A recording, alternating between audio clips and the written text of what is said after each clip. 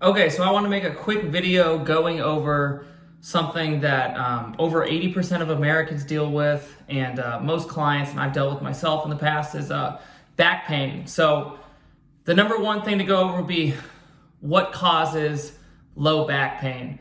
Probably the two biggest culprits kind of go hand in hand. Number one, we sit a lot more. And when you're in this seated position, your hips are what's called inflection. So they're flexed constantly. And your hip flexors, the muscles there, kind of get used to being in that shortened flexed position. And they're tight and often weak at the same time. And then number two is just like a lack of activity throughout the day, which kind of goes hand in hand with sitting.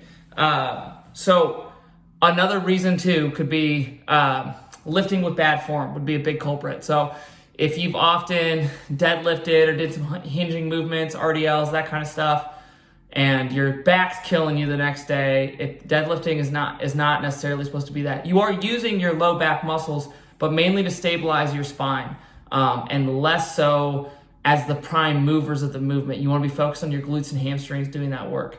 I'll link in the description a video of deadlift form and proper deadlift form, so you can kind of tackle that if that's an issue for you. But so typically, like if somebody strains their back by moving or they're having some issues, there's a quick fix that I'll go to with people, and I've used it with myself.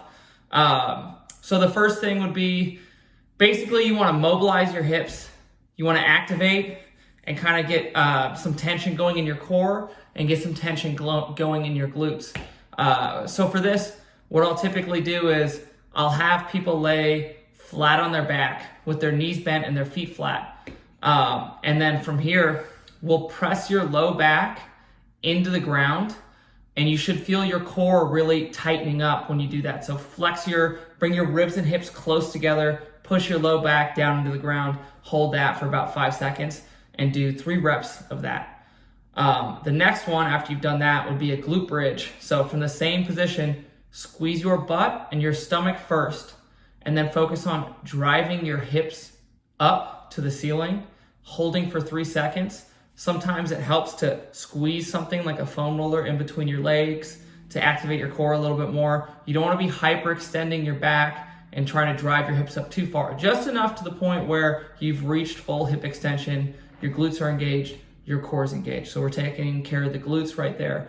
And then for the core, I'll have people do dead bugs. So really important when you do this exercise, it's not just extending one arm, extending one leg. However, you really have to maintain that low back pushed into the ground, ribs and hips very close, maintain that tension, go as far as you can go in terms of extending one leg and extending one arm. So those are some strengthening movements to do. And then like a couch stretch or half kneeling hip flexor stretch, and then a 90-90 hip stretch too, to kind of open up the glutes a little bit as well. Those are typically my go-to for a quick fix. Most of the time people do those and immediately start feeling a lot better. So that's a good quick fix for when you have some kind of a low back strain or tightness, fatigue in the low back. In terms of a long-term solution, really the issue is you need a stronger core. So you need a stronger midsection, obliques, transverse abdominis, rectus abdominis, all that. You need a stronger back and better erector, like low back erector endurance is really important too. So in terms of a stronger core, you could do, anything really where you're stabilizing your spine and your extremities are moving. So you could do like hanging knee raises, or dragon flags are good, reverse crunches, anti-rotation stuff like paddle off presses is really good. But basically anything where you're trying to resist movement, especially resisting the feeling of your ribs and hips getting further apart and keeping your ribs and hips close. A really good one would be either a body saw or an ab wheel. Those ones are really good too, a little bit more advanced. In terms of getting your back stronger, so you want to be able to get into a good position with your back where your spine's not rounded at all, but it's in what's called a neutral position. That's not completely straight either. So everyone has a little bit of an extension in their low back, a little bit of rounding in the upper back. That's the normal curvature of the spine. So it doesn't mean ramrod straight and like tucking your pelvis under you to make it look straight, but it means finding your position of neutral and then maintaining that position throughout any kind of movement. So really good ones to strengthen the low back in that position would be seated good mornings are great, and I'll link that video as well. I really like seated good mornings for those. Again, making sure that you're keeping your low back extended. And also like any kind of, RDL deadlift, kettlebell deadlift.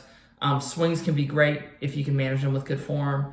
That kind of stuff will help strengthen the low back over time. And it'll also tackle another big culprit, which would be getting stronger glutes as well. So glute bridges, squats, hinging, and really focus on contracting and keeping the glutes contracted the whole time, and not using your back. So learning how to lift the right way is huge for overall low back health, and just getting generally stronger too, as long as you're doing that with good form. The other part of that would be mobilizing the hips. See, a lot of times people have back problems, especially when they squat or they deadlift, because they don't have enough range of motion in their hips. Their hamstrings are too tight. They have no ability to maybe get into a really deep hip flexion position. So what you have to do when you squat in order to squat deep is get into a deep hip flexion position. And if your hips don't have that flexion, then it's gonna basically, your body's gonna rob that from your back. You're gonna end up rounding your low back at the bottom of movements, or not being able to set up in a good deadlift position with the back extended, but it's round instead. So mobilizing the hips, doing RDLs with really good form is great for that. Again, the good morning, so that you're tackling a couple birds with one stone, maybe 3 or 4 with the seated good mornings and that kind of stuff. With mobilizing the hips, you wanna make sure that you can get full hip extension. So stretching the hip flexors. ATG split squats are great for that as well. And you wanna make sure that you can get as deep of hip flexion as possible. So loosening up the hamstrings, doing things to strengthen the hip flexors through that full range of motion, and loosening up the glutes a little bit too would help. Also 90-90 hip stretch, really good to get internal or hip shifts, internal rotation on one hip, external rotation on the other hip. So to break it down, basically, it would be try to take movement breaks throughout the day if you can, so you're not just sitting for really, really long, prolonged periods of time. Strengthen your core, your glutes, and your low back, and mobilize your hip. Specifically, try to get more hip flexion and try to get more hip extension, so by stretching the hip flexors. So strengthening and lengthening the hip flexors. And really that's it. It's kind of a long-term process, but if you are somebody that struggles with back pain, maybe you have a hard time lifting because your back hurts, learn how to lift properly is going to help you so much. And don't avoid the problem, but try to address the problem by doing those things. And oftentimes you're going to really make a big difference on your health and how you're feeling and how you move throughout the day. So I hope that helps.